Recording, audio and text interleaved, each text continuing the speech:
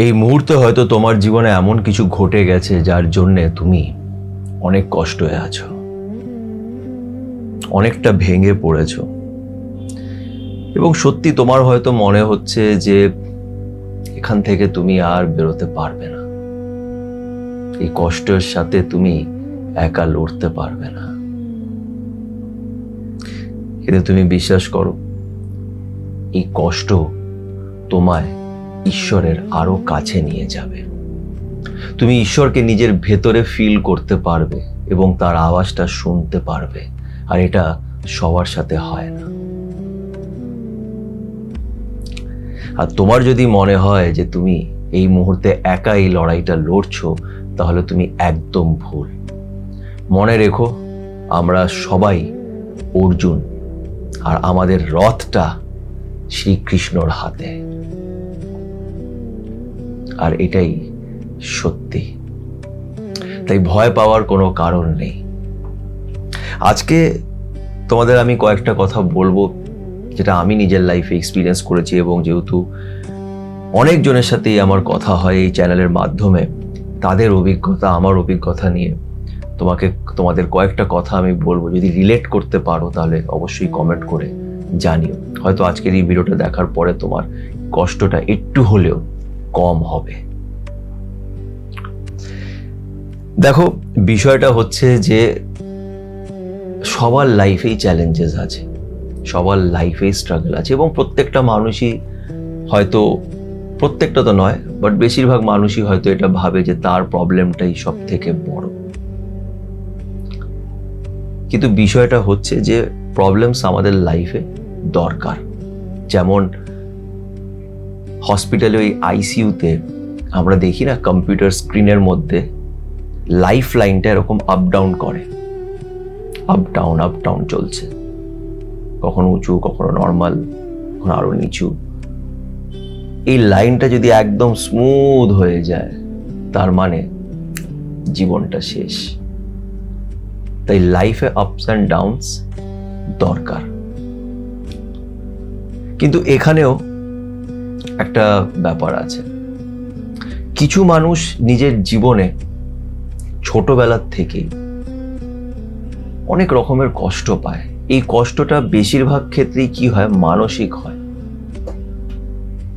তাদের ইমোশনসটা অনেক বেশি আঘাত হয়, বারবার হয়, এবং এই ইমোশনাল আঘাত যেটা ওনারা পায়, এই আঘাতটাই, এই কষ্টটাই তাদের ঈশ্বরের অনেক কাছে নিয়ে যায়।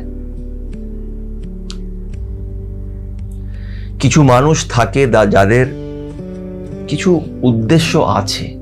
প্রত্যেকটা মানুষেরই সোল পারপাস থাকে, এবং আলাদা আলাদা টাইমিংয়ে তারা নিজের সোল পারপাসের দিকে পৌঁছায়। যেটা এর আগেও আমি নিজের একটা ভিডিওতে বলেছি, এবং একটা না অনেকগুলি ভিডিওতেই বলেছি, যে আমাদের মনে হয় যে এটা আমাদের শরীর, এটা আমি, আমার বয়স এত, এটা আমার আইডেন্টিটি। এটা তুমি ভাবছো, এটা এই সমাজ তোমাকে দিয়েছে এই আইডেন্টিটিটা। কিন্তু তোমার ভেতরে যে সোলটা আছে, তোমার যে আত্মাটা আছে, তার বয়স কিন্তু তোমার এখন যা বয়স 30 বা 40, সেটা কিন্তু তার বয়স নয়। সেই সোলটা অনেক অনেক বছর পুরনো হতে পারে। যেই সোলটার একটা উদ্দেশ্য আছে, আর ইউনিভার্স বা ঈশ্বর সেই সোলটাকে সেই জায়গাটায় নিয়ে যাওয়ার চেষ্টা করে, এবং সেই জায়গাটায় নিয়ে যাওয়ার জন্য তাকে নানান পরিস্থিতির মধ্যে দিয়ে যেতে হয়। যেমন আজকে তোমরা এই যে আমার কথাগুলো শুনছো, তোমাদের মধ্যে অনেকজন আমার ভিডিও দেখে আমাকে কন্ট্যাক্ট করে, তার মানে কোথাও না কোথাও আমার কিছু কথা, কিছু ভিডিও তোমাদের ভালো লেগেছে। এবার বিষয়টা হচ্ছে, এই যে কথাগুলো আমি এখানে বলছি, এই কথাগুলো কি আমি কোনো বই পড়ে শিখেছি, পিএইচডি করেছি? না। এই জিনিসগুলো, এই কথাগুলো সময়ের সাথে এবং অনেক কিছু নিজের জীবনেও ফেস করে পরিস্থিতি আমাকে এই জিনিসগুলো শিখিয়েছে। পরিস্থিতি মানেই হচ্ছে লাইফ। লাইফ তোমাকে যেটা শেখাতে পারবে সেটা আর কেউ শেখাতে পারবে না। এবং হয়তো এটা তো আমার কাজ নয়, এই যে আমি এই যে ভিডিও বানাচ্ছি, এটা আমার কাজ নয়, এটা আমার সত্যি খুব ভালো লাগে বলে আমি এই চ্যানেলটা স্টার্ট করেছিলাম। কোনো চাওয়া পাওয়া ছিল না, কোনো আশা ছিল না, জাস্ট এমনি চালু করেছিলাম। কখনোই জানতাম না যে এত বড় একটা ফ্যামিলি মেম্বার হয়ে যাবে। আর আমি যে এখানে কিভাবে এসেছি আমি জানি না। আমি যদি আজ থেকে 5 বছর আগের সুমন্তকেও দেখি, তাহলে সে একদমই ডিফারেন্ট, এরকম নয় যেটা তোমরা এখন আমাকে দেখতে পারছো। আমার বন্ধুরাও বলে আমার মধ্যে কিছু জিনিস আগের মতনই আছে। আমি সেই হাসি ঠাট্টা করতাম, হ্যাঁ এখনো করি, বন্ধুদের ওই খিল্লি করতাম, এখনো করি। বন্ধুদের পিছনে লাগা কিছু কিছু আছে যাদের পিছনে লাগি, হাসি ঠাট্টা করি, এই জিনিসগুলো এখনো করি, এটা আমার ভাল লাগে। কিন্তু অনেক কিছুই আমার জীবনে পাল্টে গেছে এবং আমি জানি না কতটা স্পিরিচুয়াল, বাট জবের থেকে আমি এই স্পিরিচুয়াল পথে হাঁটা চালু করেছি, আমার জীবনটা সত্যি পাল্টে গেছে। এবং আমি এই পথে কিভাবে এসেছি আমি জানি না। কিন্তু এখানে তোমাদের একটা কথা আমি আরো বলতে চাই। আজকে তোমরা যারা এই মুহূর্তে এই ভিডিওটা দেখছো, যারা হয়তো খুব কষ্ট হয়ে আছো, একটা কথা খালি নিজেকে জিজ্ঞেস করবে, তোমাদের যার যেটাই বয়স হোক না কেন, 30, 40, 35, মনে করে দেখো তো, সাপোজ আমি ধরে চলছি তোমার বয়স এখন 40, মনে করে দেখো তো ছোটবেলার থেকে নিয়ে এই 40 বছর বয়স অবধি তোমার জীবনে কত স্ট্রাগল গেছে। তুমি কত কষ্টই বা না দেখেছো নিজের জীবনে, ভালোও দেখেছো এবং অনেক খারাপও দেখেছো, কষ্টও পেয়েছো। বিভিন্ন তোমার লাইফের স্টেজে তুমি ডিফারেন্ট টাইপের কষ্ট পেয়েছো। স্কুলে একরকম কষ্ট, মেবি পড়াশোনা রিলেটেড কষ্ট ছিল, দেন কলেজে উঠে কষ্ট, দেন তারপরে নিজের পার্সোনাল লাইফে কষ্ট, দেন এখনো সেই পার্সোনাল লাইফে নানান রকমের কষ্ট আসছে, স্ট্রাগল আসছে, টাকা পয়সার প্রবলেম আসছে, এই নানান রকমের জিনিস তুমি নিজের জীবনে দেখেছো। কিন্তু ভেবে দেখো তো, আজকে এই সময় বসে তুমি আমার ভিডিওটা দেখতে পারছো, ইউ আর স্টিল অ্যালাইভ, তুমি এখনো বেঁচে আছো, তার মানে তুমি হেরে যাওনি, এখনো তুমি শেষ হয়ে যাওনি, এখনো তুমি গিভ আপ করোনি। তার মানে এই প্রত্যেকটা লড়াই যেটা তুমি ছোটবেলার থেকে দেখে এসছো, লড়াইটা নিজের লাইফে ফেস করেছো, সেই প্রত্যেকটা লড়াই তুমি লড়াই করে নিজে একা ওখান থেকে জিতে বেরিয়েছো। You are a winner, you are still a winner. তুমি এখন অব্দি হেরে যাওনি, তার কারণ হচ্ছে যেটা একদম একটু আগে বললাম, যে তুমি অর্জুন, এই লড়াইটা তোমাকে লড়তেই হবে, এই লাইফের এই যুদ্ধটা তোমাকে লড়তে হবে। কিন্তু মনে রেখো, এই লড়াইতে তুমি একা নাও। কেউ তোমার সাথে থাকুক কিংবা না থাকুক, মনে রেখো তোমার এই লড়াইয়ের সময় যে রথে তুমি বসে আছো, মানে তোমার জীবনের যে গাড়িটা, লাইফ, সেই লাইফটাকে ধরে আছেন শ্রীকৃষ্ণ।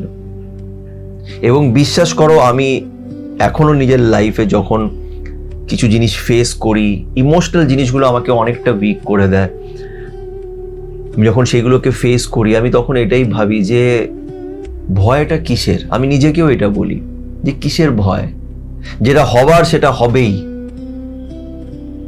আর যেটা হবে সেটা ওনার লেখা, উনি আমাদের গল্পটা লিখেছেন, we are just a character.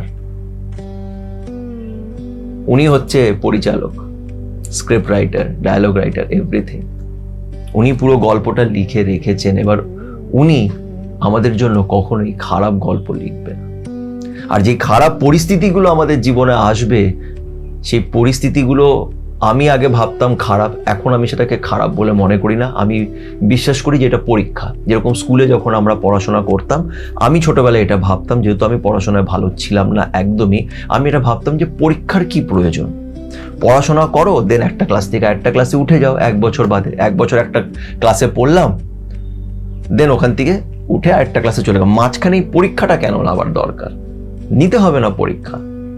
আর এটা আমি অনেক বছর অব্দি ভাবতাম যে পরীক্ষা জিনিসটাই ক্যান্সেল করে দাও না, বেকার বাচ্চারা ফেল করে, মা বাবারা বকা দেয়, এম্বারাসমেন্ট হয়, অনেক মানসিক কষ্ট হয়। আমাকে ছোটবেলায় অনেক মানসিক কষ্ট নিতে হয়েছে এই পড়াশোনার জন্য।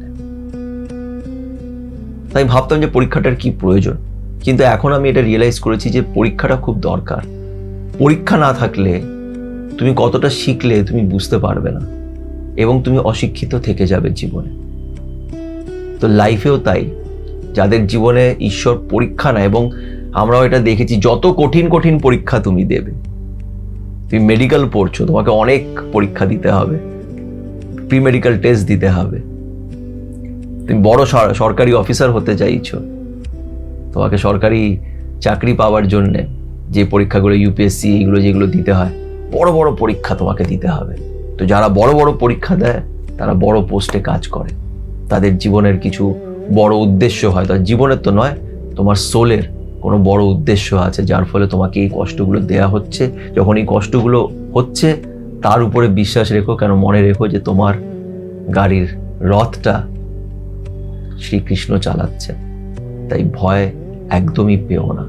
অনেক সময় মন খারাপ হবে, কষ্ট হবে, কিন্তু তার উপরে একবার বিশ্বাস করে দেখো, একবার জাস্ট বিশ্বাস করে দেখো, ছেড়ে দাও। যে জিনিসগুলোকে নিজে কন্ট্রোল করতে পারছো না সেগুলোকে ছেড়ে দাও, লিভ ইট।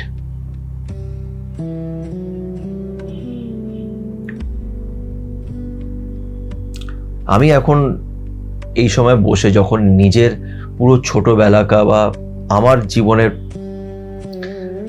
স্ট্রাগলগুলোর কথা যখন আমি মনে করি, আমি এটাই ভাবি, আর এটা ভাবলে আমার সত্যি মানে খুশিতে আমি বলবো আমি খুব ইমোশনাল হয়ে যাই। তার কারণ হচ্ছে আমি এটাই ভাবি যে জীবনে কিছু কিছু সময় এমন জিনিস দেখেছি সেখানে আমি কিন্তু তখন ভগবানের নামও নিতাম না, কিছুই না, আমার ভগবানের সাথে কোনো লেনাদেনা ছিল না।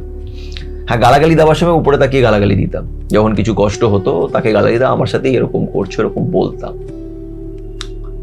এখন এখানে দাঁড়িয়ে আমি এটা বিশ্বাস করি যে ওই কঠিন সময়গুলো যেগুলো আমি দেখেছি, কাটিয়েছি, ওই সময়ও কিন্তু উনি আমার পাশেই ছিলেন। ওনার কিচ্ছু যায় আসে না তুমি তার নাম নাও না, কি করছো, তুমি তাকে পুজো করছো কি করছো না, তুমি তাকে ভোগ চড়াচ্ছ কিনা, তুমি উপোস রাখছো কিনা, তার এটা দিয়ে কোনো লেনাদেনা নেই। উনি তোমার গল্প লিখে রেখেছেন এবং তোমাকে ওই গল্পের অনুযায়ী জীবনে এগোতে হবে।